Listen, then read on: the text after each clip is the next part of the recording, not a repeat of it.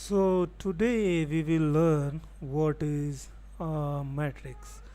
So actually matrices are written in the form uh, of uh, it is written in a tabular form. For example, I may write 2, 3, 4, 5. So I have written in them in a tabular form. So here I have two columns and two rows. This is the first row, this is the second row, this is the first column, and this is the second column. So actually it is 2 by 2 matrix, where 2 means row and this 2 means column. So firstly we write the number of rows and then after the number of columns. After this we should understand the meaning of a matrix. So actually matrix are array. Array means an ordered arrangement. So it's an ordered arrangement of numbers. Ordered arrangement of numbers. So second thing, for example, A11, A12, A21, and A22. So what is happening here, that I am writing A11, this means actually Aij, where I means the number of row and J means the number of column. So see, this is the first row, that's why this is the first row and this is the first column, then first row and second column. So this is the second row and this and second first column, second row and second column. So this is the way how matrices are represented uh, in symbolic form. So now another thing that we should understand with clarity is that the scalar matrix and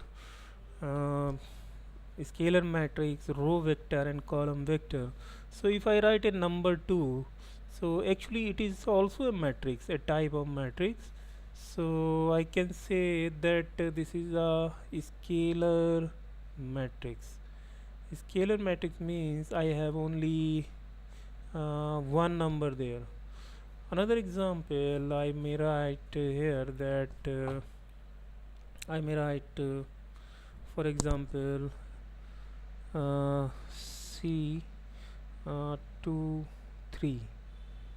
So this matrix is a row vector because it is it is having a magnitude means a weight and a direction also. It is because I am increasing the number by 1, so it is increasing by 1. If I write 4, so constantly it is increasing. So 3 minus 2 is equal to 1. So the direction is going towards positive and it is increasing like this. So every time I'm increasing it, so it is constant but it is increasing. So it is having a direction also. So that's why we call it uh, vector. A vector quantity has a magnitude and direction. Now if I write D and write 2 upon 5, so this is a column vector. Column vector.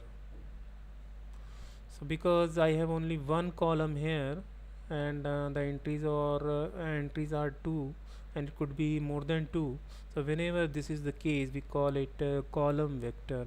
The column is only one here and that's why we call it column vector. The row is only one here, the only one row. This is why we call it row vector, but the entry is only one.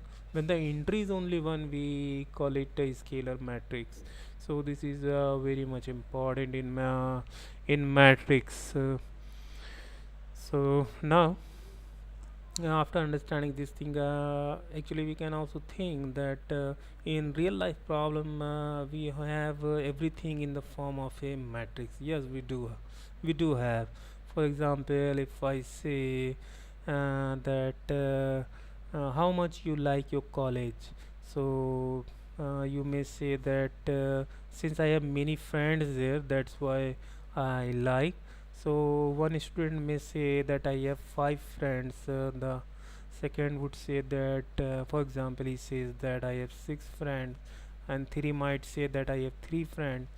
So I may ask that how, what is the how many hours you are being taught at your college. So hours of study, for example, one may say that I study for 4 hours, 3 hours, 5 hours. So this person has more friends and studies less number of hours, so I think this person might be more happy than others. So actually what I'm saying that I have written this thing, the information given by these three students regarding their friends and hours of study at their college. So see, the data has come in the form of a matrix, so where it is an ordered, because this column is only representing the number of friends a person is having, a student is having, and here the number of hours he has to study at this college. So I have written. So this is why we have matrices, and verbally we can say the meaning of matrix. It is an ordered arrangement. And second, I have shown that how it is written in a symbolic form. And third thing that we first write number of row and then the number of columns.